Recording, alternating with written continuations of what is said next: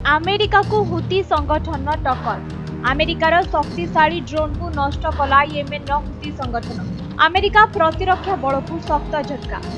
नवेम्बर 2023 मसीहारू एही संगठन अमेरिका और इस्राएल विरोध में युद्ध कर बहु दिन आगरू येमेन देश में लड़ाई लगी रही। रूसिया यूक्रेन ठारू मध्य बहु आगरू एही देश में युद्धर वातावरण देखा मिलता। एणु भारत सरकार येमेन देश को यात्रा करने उपरे रोक लगाई। तेबे जदि देखिबा हुती संगठन अमेरिका विरोध में जोरदार लड़ाई जारी रखिछि।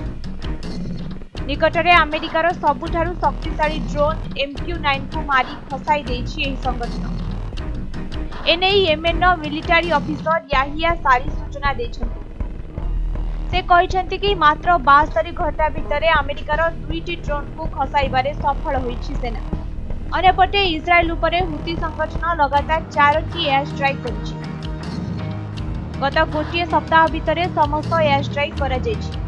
अन्यपटे एजाए एहार जवाब दे नाहांती इस्राएल और अमेरिका देश। तेबे शक्तिशाली अमेरिका और इस्राएल मिलित आक्रमण निश्चित भावे हुती उपरे भारी पड़िबो।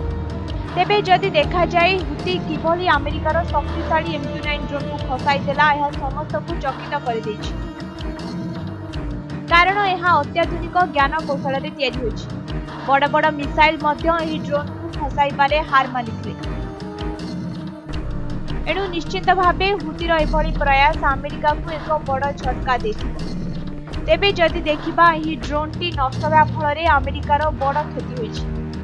कारण MQ-9 गोटे ड्रोन तैयारी करिबारे 32,000 कोटी रु अधिक टंका खर्च होइଥାଏ। ब्यूरो रिपोर्ट समय लाइव।